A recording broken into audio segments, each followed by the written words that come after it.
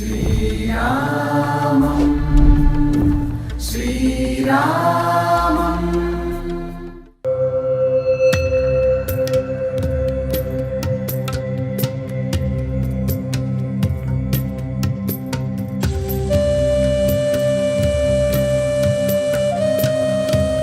అయోధ్యలో భవ్య దివ్య రామ మందిర నిర్మాణం జరుగుతోంది. జనవరి 22న బాలరాముడి ప్రాణ ప్రతిష్ఠ జరగబోతోంది. అయితే అందుకోసం పెద్ద ఎత్తున భక్తులు ఇక్కడికి రాబోతున్నారు. ఆ తర్వాత కూడా భక్తుల కోసం చుట్టూ ఉన్నటువంటి సందర్శనీయ స్థలాలు ఏమున్నాయి అవి చూపించడంలో భాగంగా ఐ డ్రీమ్ న్యూస్ టీం చేరుకుంది సూర్యకుండకి. సూరజ్ కుండ్గా దీన్ని పిలుస్తారు. అయోధ్య నగరానికి 10 కిలోమీటర్ల లోపలే ఉంటుంది. మన వెనకాల కనిపిస్తుంది సూర్యకుండ అని అంటారు. ఇక్కడే evenings sound and light show కూడా జరుగుతుంది. ఇక్కడ ఉన్నటువంటి అయోధ్యాపురం గురించి సూర్యకుండ గురించి వివరించడానికి ఒక సౌండ్ అండ్ లైట్ షో కూడా జరుగుతుంది. సో ఇప్పుడు మనం డే టైంలో వచ్చాము. ఇదంతా సూర్యకుండ ఏరియా. దీనికి సంబంధించి 2-3 పురాణ గాథలు అయితే చాలా క్లియర్గా కనిపిస్తాయి. సో రాముడిది రఘువంశం అంటే సూర్య భగవానుడిని వాళ్ళు కొలుస్తారు కాబట్టి ఇక్కడ సూర్య భగవాని అంశ అండ్ పట్టాభిషేకం టైంలో లంక నుంచి ఇక్కడికి చేరుకున్న తర్వాత పట్టాభిషేకానికి ముహూర్త సమయానికి సూర్య భగవానుడు తన 7 గుర్రాలు సప్తాశ్వ రథం మీద వచ్చి ఇక్కడ ల్యాండ్ అయ్యాడు అనేది ఒకటి ఉంది. ఇక్కడి నుంచి ఆ తర్వాత అయోధ్యాపురానికి వెళ్ళారు. అక్కడ పట్టాభిషేక మహోత్సవానికి సూర్య భగవానుడు హాజరయ్యారు అనేది ఒకటి. దాని తర్వాత అందరూ రామరాజ్యం గురించి మాట్లాడుకుంటున్నారు. అయితే రామరాజ్యం అంటే ఏంటి, తాను చేయాల్సినటువంటి పనులేంటి, నిర్వహించాల్సినటువంటి బాధ్యతలేంటి, వీటన్నిటి గురించి స్వయంగా శ్రీరామచంద్రుడే సూర్య భగవానుడితో చర్చించాడని, సూర్య భగవానుడు ఇక్కడ ఈ సూర్యకుండ సమీపంలోనే తనకి ఆ రామరాజ్యం గురించి లేకుంటే తన నిర్వర్తించాల్సినటువంటి బాధ్యతల గురించి వివరించాడు అనేది ఒక ప్రతీతి పురాణాల ప్రకారంగా తెలుస్తుంది. అయితే దీంతో పాటుగా ఓవరాల్గా విభిన్నమైనటువంటి పురాణ గాథలు కూడా ఉన్నాయి. దీనికి సంబంధించి మనం మాట్లాడుకోవాలి. అయోధ్యలోని దర్శన్ నగర్ ప్రాంతానికి చెందుతుంది ఈ ఏరియా. సో మనతో పాటుగా మన టూరిస్ట్ గైడ్ ఉన్నారు यादव गार। यादव जी जय सिया राम। जय सिया राम। सो हमारे यहाँ सूरज कुंड के बारे में बहुत सारे गादाएं हैं, आप क्या बताएंगे एक गादा? सूर्य कुंड ये ऐसी जगह है, ये पहले दर्शन नगर एक जंगल हुआ करता था। ये जंगल में राजा दशरथ जी आते थे शिकार खेलने के लिए। एक बार राजा दशरथ जी अपने सैनिकों के साथ आए थे शिकार खेलने के लिए, उनको प्यास लगी तो यहाँ पे इतना दूर दूर में ना कोई ताल, ना कोई गड्ढा, ना कोई नल, ऐसा कोई सिस्टम नहीं था पानी के लिए। छोटा सा एक गड्ढा यहाँ पे हुआ करता था। हाँ। उसमें पानी था। उन्होंने अपने सैनिक को भेजा पानी के लिए। उनका सैनिक आया, ढूंढा, कहीं नहीं मिला। वो गड्ढे से पानी ले जाके राजा दशरथ जी को पिला दिया। उनको कुष्ठ रोग हुआ था। वो कुष्ठ रोग उसी पानी से उनका सही हुआ। हाँ। वो वापसी जब राजा दशरथ जी अयोध्या गए, दशरथ जी का महल है जो अपने महल पे, कैकेयी अम्मा ने उनको पहचानने से इनकार कर दिया कि आप हमारे पति नहीं हैं। फिर उनका सैनिक बताया इनका जो है उसी पानी के प्रकाश से जो है सही हुआ है। फिर तब भी नहीं मानी कैकेयी अम्मा ने, फिर भी नहीं माना। फिर क्या हुआ, रात सपने में सूरज भगवान आए। हाँ। उन्होंने बोला हमारे प्रकाश से इनका जो कुष्ठ रोग है ये दूर हुआ है, आप हमारे नाम का यहाँ कुंड बनवाइए। ओके। फिर ये कुंड खुदाया गया, ये गड्ढा जो है ये जंगल कटवा के यहाँ कुंड खुदाया गया। कुंड में शनिदेव, सूर्यदेव, महादेव 3 लोग की मूर्तियाँ निकली है। इसमें से हाँ। उन्हीं को वहाँ स्थापित करके उनका पूजा होता है। वहाँ सूर्यदेव हैं, इधर में शनिदेव हैं, सामने महादेव हैं। 3 लोग का पूजा होता है। उन्हीं के नाम का ये कुंड है, सूर्य कुंड। ఓకే. సో ఇక్కడ ఒక ఇంట్రెస్టింగ్ కథ కూడా కనిపిస్తుంది. దశరథ మహారాజుకి వేట అంటే చాలా ఇష్టం. అయితే మనం ఇంతకుముందు చెప్పుకున్నట్టుగా ఈ దర్శన్ నగర్ ఏరియా అనేది కంప్లీట్గా ఒక అడవి ప్రాంతం, దట్టమైన అడవి ప్రాంతం. వేట కోసం ఆయన అక్కడికి వచ్చినప్పుడు దాహం అవుతూ ఉంది. అయితే ఎక్కడ చూసినా వాటర్ అనేది కనిపించలేదు. చివరికి తన సైనికుల్ని పంపించినప్పుడు చాలా దూరంలో ఇక్కడ ఒక చిన్న గుండం లాగా కనిపించింది. ఒక చిన్న వాటర్ మడుగు అనేది కనిపించింది. ఆ మడుగును తీసుకొచ్చి దశరథ మహారాజుకి తాగించారు. అయితే అంతకుముందే దశరథ మహారాజుకి కుష్టు వ్యాధి అనేది ఉంది. ఈ వాటర్ తాగిన తర్వాత అది తగ్గిపోయింది. అయితే ఆ వ్యాధి తగ్గింది. వేటను ముగించుకొని మళ్ళీ అంతఃపురానికి చేరుకున్న తర్వాత దశరథ మహారాజుకి ఉన్నటువంటి ఆ కుష్టు వ్యాధి తగ్గిపోయినప్పటికీ కూడా గుర్తించలేదు. చివరికి కైకేయికి కలలో సూర్య భగవానుడు చెప్పారు, ఇక్కడ ఈ వాటర్ తాగడం వల్ల తన మహిమ వల్లే, సూర్య భగవానుడి మహిమ వల్లే తనకి కుష్ఠరోగం తగ్గిపోయిందని. ఇక ఆ తర్వాత దీన్ని డెవలప్ చేయమని కూడా సూర్య భగవానుడు చెప్పాడు కాబట్టి వచ్చి ఇక్కడ ఉన్నటువంటి చిన్న మడుగు చిన్న వాటర్ పాండ్ని డెవలప్ చేశారు. అయితే ఆ చేసే క్రమంలో అంటే ఉన్నటువంటి అడవిని అంతా తొలగించి దాన్ని ఎక్స్పాండ్ చేశారు. ఎక్స్పాండ్ చేసే క్రమంలో 3 విగ్రహాలు దొరికాయి. అందులో 3 విగ్రహాల్లో మహాదేవుడు అంటే మహాశివుడు కనిపించాడు, శనిదేవుడు అండ్ సూర్య భగవానుడి విగ్రహాలు ఇక్కడ ఉన్నాయి. సో ఇందులోంచి బయటపడ్డాయి కాబట్టి వాటిని అక్కడ ప్రతిష్ఠించారు. ఆ విగ్రహాలని ఆ తర్వాత గుళ్ళని కూడా మనం చూద్దాం. మొదపట్టరండి.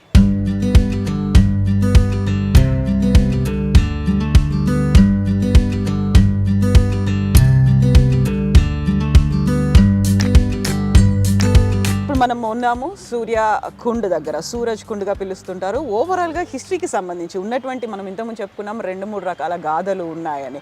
మనతో పాటుగా ఉన్నారు పండిత్ शुभन जी जय सिया राम। सो यहाँ पर तो ये सूरज कुंड के बारे में बहुत सारे गाथाएं हैं ना, तो आपके किताब से लाइक आपके अनुसार यहाँ का मेन गाथा क्या है, क्यों यहाँ सूरज कुंड का नाम आया है? यहाँ पे नाम है सूरज कुंड। ये सामने आपको कुंड दिख रहा है इधर, और इधर आप सूर्य भगवान की मंदिर है। और यहाँ का जब त्रेता युग में भगवान श्री राम का जन्म हुआ था तो सभी देवी देवताओं यहाँ पे आए थे भगवान का बाल स्वरूप का दर्शन करने, भगवान श्री राम का। तो वैसे श्री सूर्यदेव भगवान यहाँ पे सशरीर अवतार 1 महीने थे, जिसमें 1 महीने रात नहीं हुई। दिन ही दिन था, एक ही दिन का 1 महीने की रात हो गई। मतलब उस दिन जिस दिन भगवान यहाँ पे आए उसी दिन से रात नहीं हुई। उसके बाद भगवान श्री राम का जो बाल स्वरूप था भगवान सूर्यदेव दर्शन किए, पर 1 महीने के बाद आपने लोग को प्रस्थान किए थे। हाँ, ओके। ये त्रेता की बात है। और बाकी जो कुंड है मंदिर है ये करीब 350 साल 350 साल हो गए इसको स्थापित हुई, ये कुंड बने। यहाँ के राजा रहते थे, एक जिनका नाम था राजा दर्शन सिंह, वो यहाँ के राजा हुए। ओके। तो ये सब जो है सब जंगल था पहले, यहाँ पे छोटा सा तालाब था, ये सब बाकी जंगल था। तब वो शिकार खेलने अपना इधर आए तो उनको प्यास लगी थी, तो जो उनका सारथी था जो उनका रथ चलाता था वो उससे पानी मांगे, तो ये तालाब था छोटा सा, वहीं से वो पानी निकाल कर उनको पीने के लिए दिए। उसके बाद में तो जब राजा जी पानी पिए तो जैसे उनको कुष्ठ रोग था राजा जी को, जो शरीर में सफ़ेद रोग होता है जिसको चर्म रोग कहते हैं वो था। तो उनके शरीर में जहाँ जहाँ वो जल लगा वो साफ हो गया, मतलब सही हो गया। उसके बाद तब राजा जी सुबह हुई तब देखे तो अपने सारथी को बुला के पूछ रहे जल कहाँ से लेके आए, कैसा था। तो लेके आके बताया राजा साहब को कि यहाँ से हम लाए हैं। तो यहाँ पे बहुत गंदा पानी था, तो राजा जी उसका लेप जो मिट्टी उट्टी थी सब निकाल पूरे शरीर में आपने लगा लिए। उसके बाद में जिनको जो कुष्ठ रोग था पूरे शरीर का ठीक हो गया, धीरे धीरे करके उनको जो कुष्ठ रोग था उनका ठीक हो गया। उसके बाद में राजा जी को जो राजमाता थी लक्ष्मी, वो क्या कहते हैं रानी जी, उनका भी मतलब स्वप्न हुआ, और राजा जी को भी रात में स्वप्न हुआ कि जैसे आपका यहाँ पे भला हुआ हमारे लिए, वैसे हमारे अन्य भक्तों का भी भला होना चाहिए। तो ऐसे स्वप्न अपने दिखाए। उसके बाद बताया वहाँ पे जाइए खुदाई कराइए, कुंड बनेगा, वहाँ पे मेरी एक प्रतिमा निकलेगी जो सूर्य भगवान की प्रतिमा छोटी सी है, सूर्य भगवान की प्रतिमा जो मंदिर में स्थापित की गई है। ओके। बाकी ये कुंड है जो इसमें से खजाना निकला है, इसमें से खजाना भी निकला, उसी खजाने से ये कुंड का निर्माण कराया गया और ये मंदिर का भी निर्माण कराया गया। Okay okay. తో మనం ఇంతకుముందు చెప్పుకున్నట్టుగా 2-3 రకాల గాథలు ఉన్నాయి అనుకున్నప్పుడు అందులో ఇంకొక గాథని మనం వింటున్నాం. ఇప్పటిదాకా 2 చూసాం మనం. ఇప్పుడు ఇది ఇంకొక గాథ ఏంటంటే బాలరాముడు ఇక్కడ జన్మించిన తర్వాత రాముడిని చూడ్డానికి అనేది ముక్కోటి దేవతలు వచ్చారు. అందులో భాగంగానే సూర్యుడు కూడా, సూర్య భగవాన్ కూడా ఇక్కడికి వచ్చారు. 30 రోజుల పాటు సూర్య భగవానుడు ఇక్కడ ఉన్నాడు. అయితే ఆ 30 రోజుల్లో కేవలం డే టైం మాత్రమే ఉంది. ఆ 30 రోజుల్లో నైట్ టైం అనేది కనిపించలేదు. సో లోకమంతా అప్పటికి అల్లకొల్లోలమైంది. 30 రోజులు కేవలం డే టైం కనిపిస్తుంది, నైట్ టైం అనేది లేదు. కాబట్టి ఆ తర్వాత అందరూ వేడుకున్నారు, దేవతలు వేడుకున్నారు. ఆ తర్వాత సూర్య భగవానుడు మళ్ళీ తన లోకానికి వెళ్ళిపోయిన తర్వాత అక్కడ రాత్రి అనేది కనిపించింది. అండ్ ఇక్కడ దీనికి సంబంధించి ఇంతకుముందు మనకు టూరిస్ట్ గైడ్ యాదవ్ చెప్పినట్టుగా దశరథ మహారాజుడు కాదు, ఇక్కడ ఉన్నటువంటి ఈ రాజ్యానికి చెందినటువంటి దర్శన్ మహారాజ్ ఇక్కడికి వచ్చారు. అతనికి కుష్ఠ వ్యాధి తగ్గిపోయింది. ఆ తర్వాత ఇక్కడి నుంచే విగ్రహాలు బయటపడ్డాయి. అక్కడి నుంచి వచ్చినటువంటి ఖజానానే తీసుకొని డెవలప్ చేశారు అనేది ఇక్కడ ఉన్నటువంటి మరొక గాథ. సో మనకు వినిపిస్తున్నటువంటి బెల్స్ కూడా సూర్య భగవానుడికి సంబంధించి దర్శనానికి వచ్చినటువంటి భక్తుల బెల్స్ వినిపిస్తున్నాయి.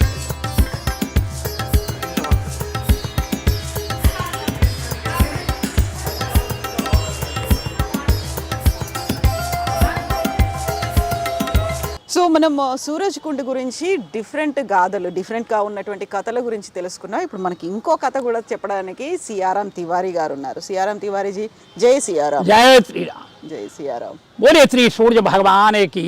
జై. ये श्री सूर्य भगवान की तपोभूमि है। ये पौराणिक स्थल है, मान्यता प्राप्त कुंड है। ये भूमि जो है बहुत ही महत्वपूर्ण है। ये श्री सूर्य कुंड उस समय का है जिस समय त्रेता युग में राम जी का जन्म था। रामायण में लिखा हुआ है बालकांड में, मार्च दिवस का दिवस है वो मरम न जाना कोई, रवि समेत रथ क्यों निशा कौन विद होय। राम जी के जन्मोत्सव में 33 कोटि देवता रहे थे, आकाश मार्ग थे। त्रिसूर्य भगवान का रथ आ रहा था। त्रिसूर्य भगवान का रथ सभी देवताओं के रथ के आगे चल रहा था प्रकाश करते हुए, क्योंकि 33 कोटि देवता थे, प्रकाश की विशेष आवश्यकता थी। त्रिसूर्य भगवान ने रथ को आकाश मार्ग में रोक दिया। राम जी के जन्मोत्सव में खुश होकर के 1 महीने तपस्या किया, क्योंकि भगवान प्रभु राम जी के जन्मोत्सव में 33 कोटि देवता थे, मनुष्यों को कोई गणना नहीं कितने मनुष्य थे। प्रभु राम जन्म समय जान ब्रह्मादि पधारे, धाये सूर्यचढ़ विमान देव बधू करत गान, शीतल सुगंध पानी धवल ने उर्धारे।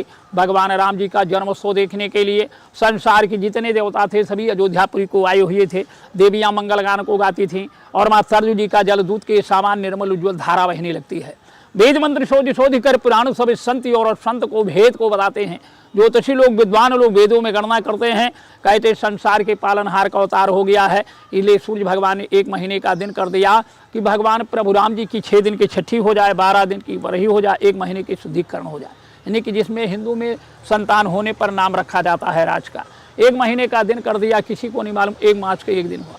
इधर कलयुग में अयोध्या के महाराजा दर्शन पैदा हुए, श्री सूर्यवंशी अयोध्या नरेश, उन्होंने इस कुंड का निर्माण कराया। प्राचीन समय में जंगल था, महाराजा दर्शन यहाँ पर बाघ सिंह का शिकार करने के लिए आए थे। राजा को प्यास लगी, राजा ने नौकर से कहा कहीं से जल का प्रबंध करो, प्यास लगी है। नौकर बोला महाराज जंगल में कोई कूप बावली तो है नहीं, जल कैसे मिलेगा। राजा ने कहा जैसा भी करिए, जल नहीं तो जीवन नहीं। नौकर जंगल में जल को खोजने लगा, जल कहीं से मिल नहीं सका। उस समय ये सूर्य कुंड छोटा सा गड्ढा था, मामूली तालाब, इसी में से थोड़ा सा मैला कुचला जल ले जाए करके राजा को नौकर ने दिया। महाराजा दर्शन की देह में पहले से कुछ सफ़ेद सफ़ेद दाग था। जल को स्पर्श किया, जहाँ तक जल लगता जो सफ़ेद दाग था वो दूर हो गया, सुवर्ण हो गया। राजा नौकर से पूछा, नौकर के बतलाने पर इसमें पशुओं की तरह स्नान किया, जल नहीं था, कीचड़ मरिया था, तो सारी काया दिव्य हो गई। उन्होंने विचार किया ये धर्म की जगह हो गई, यहाँ शिकार करना उचित नहीं, क्योंकि विश्वास ही फल है। अयोध्या राजधानी वापस गए। रात्रि में सूर्य भगवान ने सपना दिया, राजन मेरा सूर्य कुंड धाम इसको खुदवाइए, बनवाइए, तुम्हारा कल्याण होगा। महाराजा दर्शन ने फौड़ा चलाया तो 7 घोड़े के रथ पर सूर्य भगवान की मूर्ति प्राप्त हुई, जो प्राचीन काल की मूर्ति मंदिर में अभी भी स्थापित है, दर्शन होता है। इसी से इसको श्री सूर्य कुंड कहा जाता है। शंकर जी की मूर्ति निकली, शंकर जी के नीचे खजाना निकला, उसी खजाने से राजा ने श्री सूर्य कुंड का निर्माण कराया। अयोध्या का महात्म देखा गया। मुख्य रूप से अयोध्या 14 कोष की मानी जाती है। श्री अयोध्या में 360 तीर्थ 5989 मंदिर पाएगी। सभी मंदिरों की मिट्टी से राजा ने वेदी बनाई। ऊंचा चबूतरा यज्ञ वेदी है, नीचे आरती घाट जिस पर आरती होती है। 11,000 मन का यज्ञ करवा करके 360 तीर्थों का जल इस कुंड में डाला गया। इसका महात्म जो भी यात्रीगण यहाँ आते हैं, त्रिसूर्य कुंड धाम को प्रणाम करते हैं, जल को मस्तक पर लगाते हैं, त्रिसूर्य भगवान का दर्शन करते हैं, सो 360 तीर्थ यात्रा का फल प्राप्त होता है। द्रोण कुंड, अग्न कुंड, ईश्वर कुंड, हनुमान कुंड, सुग्रीव कुंड, खुर्जा कुंड, दुर्गा कुंड, काल कुंड, सतीश कुंड, ऋषि कुंड, मुनि कुंड, श्याम कुंड, वेद कुंड, विद्या कुंड, सीता कुंड, अग्न कुंड, ईश्वर कुंड, हनुमान कुंड, सुग्रीव कुंड, इतना लेकर के 360 तीर्थ का मस्तक बना दिया। यहाँ आ जाने से श्री अयोध्या यात्रा पूर्ण हो जाए। बोले श्री सूर्य भगवान की జై. मंगलमय रही। సో ఇక్కడికి వచ్చినందువల్ల ఇక్కడ దర్శనం చేసుకున్నందువల్ల జై సియారాం.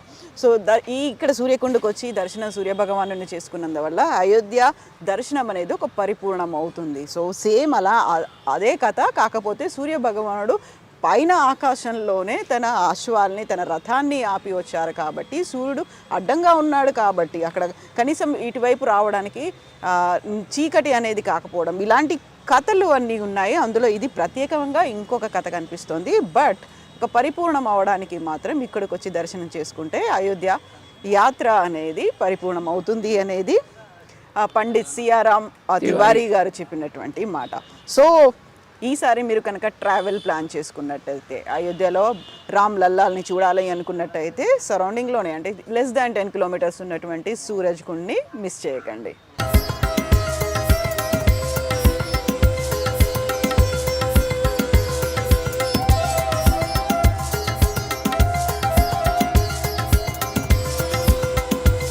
ఇది సూర్యకుండ్కి సంబంధించినటువంటి స్టోరీ. సూరజ్ కుండ్గా